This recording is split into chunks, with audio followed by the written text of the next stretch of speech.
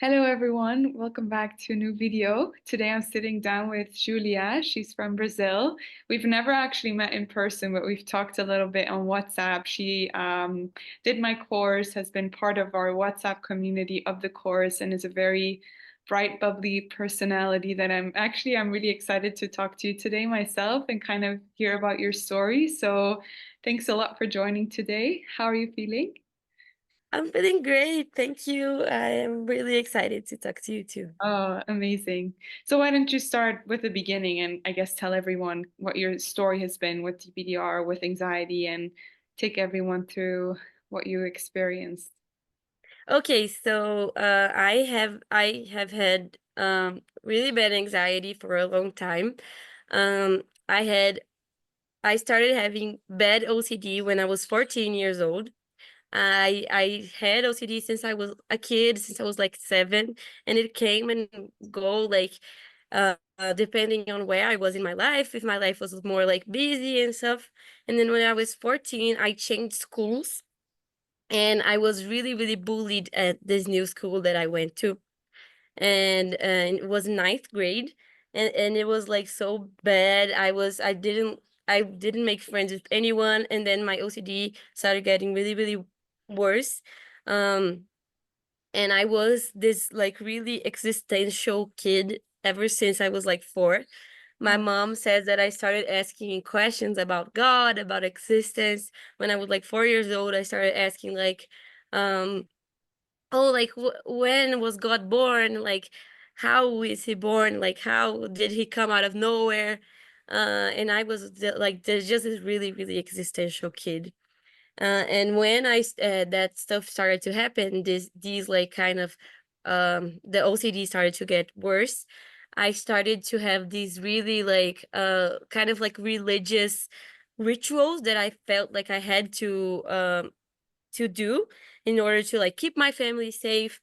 And so I just had to like repeat in my head sentences. I remember like I repeated sentences in my head like 24/7, like to asking God and asking the universe to protect my family and to protect the people I love. Are you hearing something in the background? Can you hear me? I could hear you. The image is a little shaky. It's not really matching your voice, but I can hear you perfectly. Oh, okay, good. um but then I started to get those, and then it started to be really bad, and I used to do these rituals like all the time. Mm. And I was really, really tired of them. I cried every day. I was like really, really tired, and I started like suppressing these feelings because I needed to like function and go to school. And I was always this like really happy girl. I grew up being really happy, so I was like, what is happening? I need to be happy. I need to be good. Like I need to do stuff. So I started like suppressing these feelings a lot, and that was when DPDR came. I was 15, and then things started to seem like really weird. Like I remember I used to stare at myself in the mirror, and I couldn't recognize myself, and I didn't understand what was happening to me. I didn't understand. I had DPDR for 6 years, and most of the time that I had it, I didn't understand. I didn't know what was going on. Because I speak only Portuguese. I live in Brazil. Like here, we don't talk about DPDR. Like DPDR wasn't a thing to me. Mm. I learned about it in the pandemic, and at that point I already had it for 2 years. So, um, it was like I was really confused. I thought I was going crazy. I was really scared um to like mention it to anyone. Like I didn't talk about it to anyone because I was really, really scared they were gonna think I was going crazy. I was really, really scared they were gonna put me in the mental hospital. I used to think that if I mentioned anything to anyone, they were gonna put me in the mental hospital. And like I'm I, so I was so sorry. scared. I was so scared. Yeah. So I lived with that for a long time alone. I remember like having these like panic attacks because I looked at my hand and I thought this hand is not mine. Like I thought I'm not living, like I maybe like things are not real, and I just felt like I was floating the whole time, like I was dreaming. And I was really really scared that I was gonna ask someone like, oh, I'm feeling this, and the person was gonna be like, yes, you're dreaming this whole time. I was so scared, so scared. So I just kept it to myself, and that was like the thing that made it less the most. Like it made it last for a long time, and I just like kind of got used to it being my life. Like I remember I got this when I turned 17. My friends threw me a surprise party, and it was awesome. I was so happy when I saw it. And but I was like, I can't, why can't I feel this? Like I can't feel it. I can't feel the sensation of being happy. All my friends are here. All my friends are singing happy birthday to me. They are like, all they are saying they love me, and I can't feel it back. I can't, like I thought, I was like, why can't I feel this? Why can't I feel this back? Like, am I a bad person because I can't love the people that are here for me? Like I couldn't feel that love. Um, and then I remember also this was like throughout all the years. In 2020, my family got a dog for the first time. I never had a dog. It was my dream to have a dog, and we got a dog for the because of the pandemic. And I was so excited to get him. I'm so excited. And then when he came, I couldn't connect to him. I couldn't connect, and I was like, well, like I can't connect to a dog. Like I thought, like dogs are the most pure things in the world. Like everyone says, like my mental health got so much better after my dog. My dog is the reason I'm alive. That my sister was like, oh, my anxiety was it's so much better after we got Charlie, that is my dog. And I was like, I can't connect even to my dog. Like, am I a bad person? Am I just like bad? Like, why can't I feel that I love him? Why can't I feel the connection? And that was like really hard for me because I always like I was so scared of not feeling love, of not like can't I love not being able to feel that, you know. It was Absolutely. so I was really really scared. I think scary, like, and anxious was the word for what was I was feeling the whole time. Um and then do I tell like the whole Yeah, story, or do go I ahead. tell I'm just so fascinated in like listening to you, so just take it away. If I have any okay. questions, I'll ask you. Yeah. Okay. And then I in 2020 I was talking to this friend of my now boyfriend. He was my best friend at the time. And he had this friend, and I was talking to her on the phone, and she told me something. She told me like, "Oh, I'm really anxious and I'm feeling these kinds of things." And I was like, "Oh my God, like I feel the same." And she was like, "Really?" And I was like, "Yes." And that was the first time I ever saw anyone talking about this.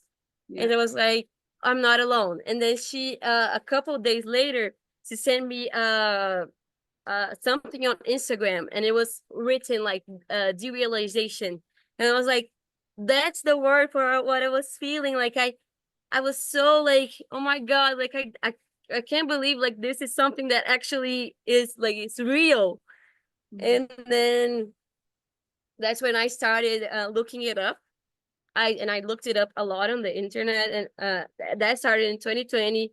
And it was like bad for a long time. Like looking it up was really bad for a long time because you get into like these like groups of people talking about it, and then in a really like bad way. And then I stopped looking it up for a while because it was like, no, this is making it worse.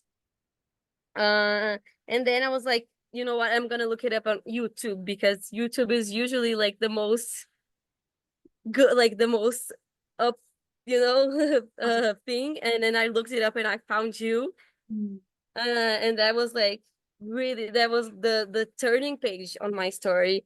Um, and I remember in the beginning it was really hard. I started watching your videos, and I remember I couldn't look to your face because your face was weird to me. I convinced myself your face was really weird, so I couldn't look at it. But it was like, I'm gonna just listen to it, and I put it on the counter and I just listened to your voice. And then that started to get me like a lot, and I was and your words got to me a lot, and I was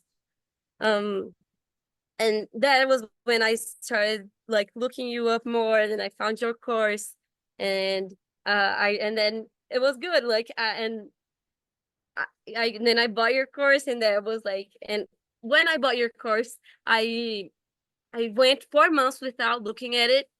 I just because I was so scared. I was so scared of coming out, because when you're in it for so long, you get used to it. You get used to being there. Like I was so scared because I was 20. It started when I was 14, and I was like, I don't know myself anymore. I don't know who I am without this. And I didn't realize that I was there the whole time. Like, this person that wanted to heal, this person that wanted to be better was the me. Like, that was me. Mm. And I was so scared of being like this other person inside me that I didn't know. uh so that's why I took so long. But then I was like, no, I'm gonna be brave, I'm gonna do it. And I started doing it, and it helped me so much. Like, all the meditations helped me so much. I remember there was one that I did about like feeling the parts of your body and asking yourself, like, well, who is feeling this? And that was like a, like in Portuguese we say like a key turn to Yeah. me. Like, it was when like something clicked on me, you know? And it was so good. And that was like really the thing that helped me the most. And I started coming out of it, and I started realizing how not scary it was. Like, and how I could be happy again. I thought I was never gonna be happy again. I remember when I got into the WhatsApp community, I saw everyone like doing progress, and I was like, I'm the only one that is not getting anywhere. I'm the only one that is never gonna get anywhere. I'm the only one that is never gonna heal. Mine is worse than everyone else's. And I used to like watch your videos, and you said, "Oh, everyone thinks that." And I was like, "No, but I am like the only one that is never gonna heal." And I truly believe that. I truly believed, like, I'm never gonna be happy again. I'm never gonna feel that. And that is like crazy to me now. Like, to me, like, now I'm so happy. I'm so fulfilled again. Like, I feel like I can live life, I can experience things again.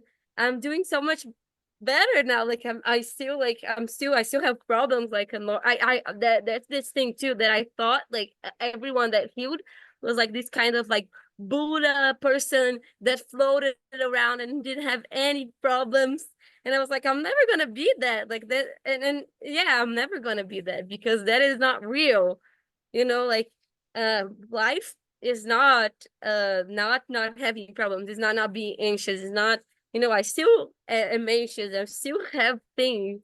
But like, I realize that that is life. Like, like living and feeling bad and feeling good, that is life. uh and yeah, now I'm so happy.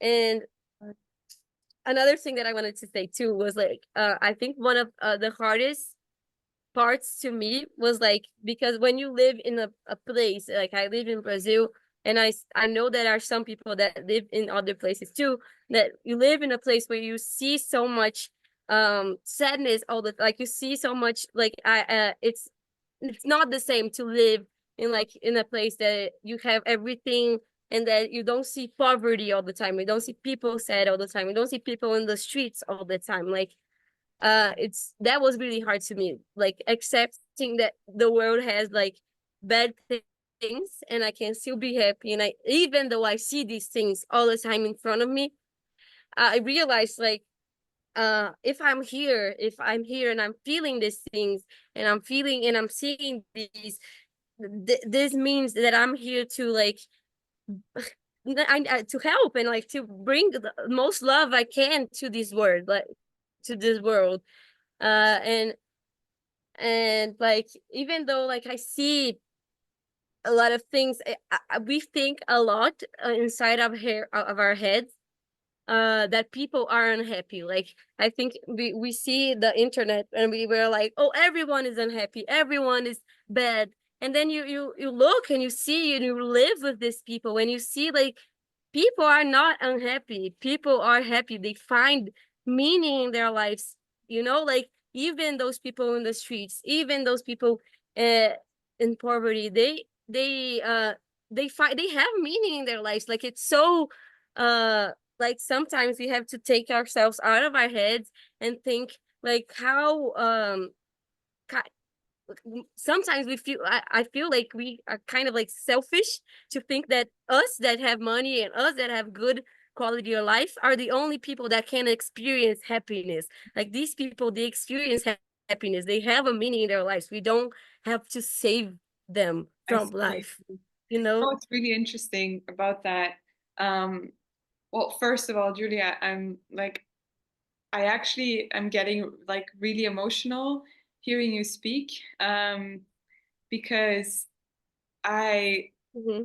I obviously like I care so much about this whole topic and people getting better that it's really touching my heart that you're doing so well now and that you're feeling so much better. And we kind of got in touch, like stayed in touch over the course of, I guess, you starting with the course and then you joining the community. And it's just beautiful to see.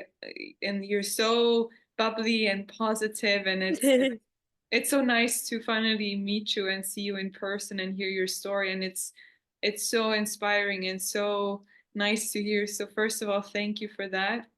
And then about the what you're saying, I think this is so true. And I realized that when I went to Kenya for a couple of months to do like volunteering work, I Hmm. was joining like a local pastor. He was doing some community work in a slum there.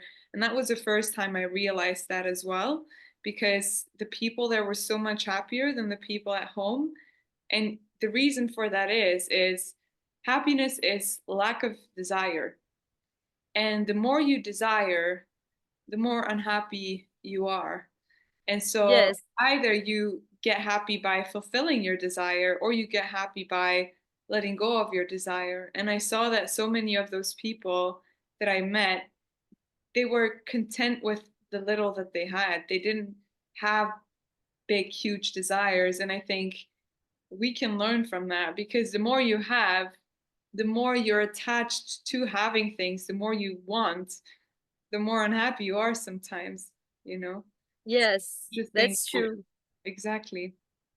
And when you get to know people, like I think if you live in a country that is like you see poverty a lot, try to get to know these people around you and talk to them and like see their lives, know them as people. Don't put them in your head as like these poor things, like they are people, they have lives, they are, you know they they find love in their lives a lot more than us sometimes. So Totally agree. that was like, that really catch that thought, of, I don't have to save, like, we have these thoughts that was put in our heads that we have to save everyone, we have to save the world. You don't have to save people. People are already doing okay. Like obviously there are bad things in the world. Obviously there are bad moments, there are people that go through bad things, and that's where you should focus your love. Like that's where you should focus, to help people, to put your love, and putting your love there and helping. And that's the most you can do. If you suffer for them and with them, you're not helping them. Doing If you put your love to them, that's how you help them. amazing. So I'm curious. And Sorry. uh I was and just, yeah, I'm really curious because there's so much, I guess, to unravel. My first question is, how are you feeling about your dog now? I am so in love with him now. So absolutely in love with him. I realized I was trying to like force this connection Yeah. like I didn't even know him. Like, like I was trying to like love him since the first second I saw him. I was trying to love him the way I love my mom, and I was like, no, calm down. You need to get to know him. Like now he's 4 now, and I love him. He's the love of my life. He Oh, helps me a lot, oh my and he's annoying sometimes, just like everyone, and it's fine. I thought that I could never feel like negative emotions towards him, and Yeah. it's fine. Like sometimes he annoys me, and it's fine. I love him. He's the love of my life now. But you feel connected to him now. What? Sorry? Feel connected to him now. Yes, I feel Good. 100% connected. I cry. I cry with him sometimes because I love him so much. That's so beautiful. Wow. Okay, so what do you feel, Julia, like for the people watching that I'm sure are really uplifted by your energy and your story? What would you say are like the mindset changes or the things that have helped you the most in your recovery? I think um trying to one thing that helped me a lot was trying to be comfortable with being uncomfortable. Mm, That was something that helped me a lot, like realizing you have to be uncomfortable in order to be happy, you know, like you have to feel these emotions, and that we are the feeling of being afraid of something happening is so much bigger than the thing itself, you know, like yes. anxiety is a lot like holding something. You don't want that you feel like it's gonna fall at any time. Yeah. It's like, and if you let that fall, if you let it happen, you're gonna realize that it's not as big as you think. So Yeah. feeling that feeling, and I started really small. I started with just turning my water in my shower cold in the last 10 seconds and being there the as long as I could. This was like a life changer that I did, Yeah. because I started because when I got inside the water of the shower, I realized how panicked my body was, and I Yeah. realized how dumb, like not dumb, but like how like silly that was. Like nothing is happening. My body is panicking because he thinks something is happening because the environment changes. So I'm like, it's really cold. It's really cold. My body's panicking, and then I'm like, no, it's fine. It's fine. And then you kind of realize that that happens a lot in life. Your body tries to protect you in a lot of situations that are just that are under your control. So when I did that, when I started doing the cold shower thing, uh, was when I started like to learn, okay, my body responds in a way that is not always not does not always means that things are bad in Yeah. the outside, you know? Yeah. Yeah. And also this, and also realizing that I was there the whole time. That was like one of my biggest things, because I had it for 6 years. I was so scared of this new Julia that was gonna turn out in the other side. I was so scared of her. I was like, this is like this perfect person that I think exists and that is not me, and that is there. And I don't want to meet her. I don't want to meet her because I thought she was perfect and she was like this goddess, and no, like she is me. And when you're compassionate to yourself, and you the thing is, you love your mistakes more, you love your anxiety more, you don't run out of bad things, you love your bad things. So Yeah. that's the thing. If you realize you're there the whole time, that's you. The you that is trying to heal, the you that is feeling all these things, that's you. And you're not gonna transform. That is you, Yeah. and you're there. But you can this you, the same you that is feeling these things, can be happy. That is the you that is gonna be happy. That is the you that is gonna be healed. It's not gonna be this other person, Yeah. you know.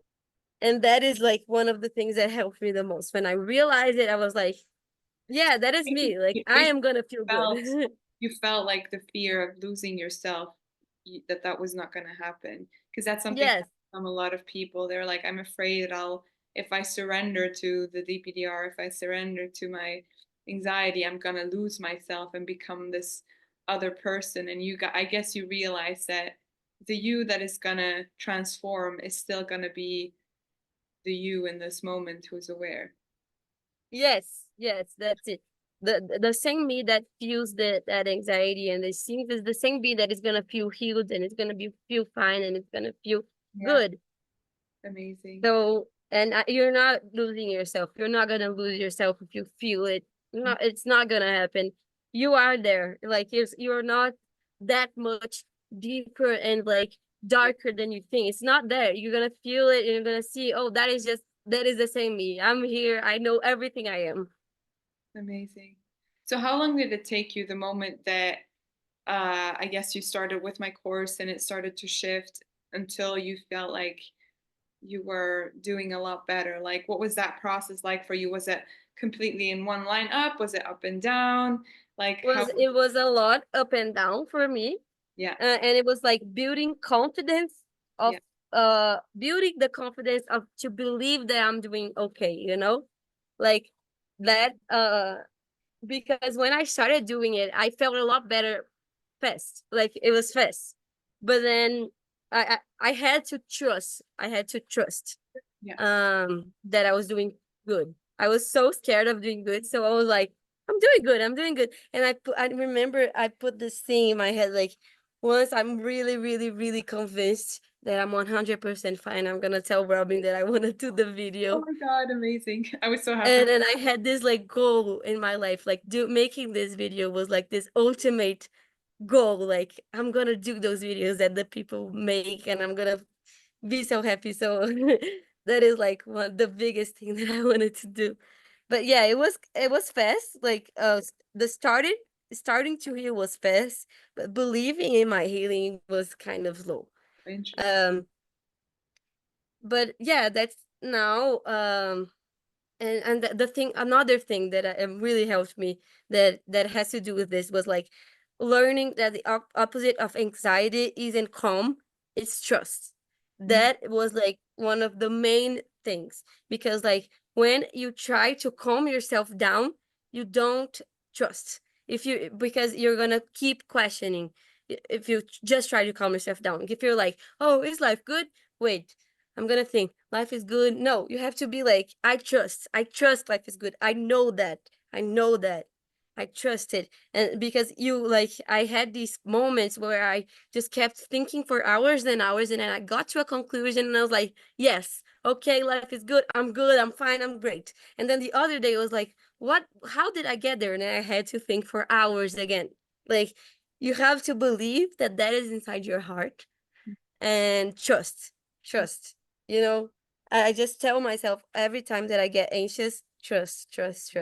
yeah, yeah. And the patterns that you had when you were younger, you described having OCD as a kid and that the DPDR really came from you suppressing those compulsions and just like really resisting them. Like, where are you at with that now?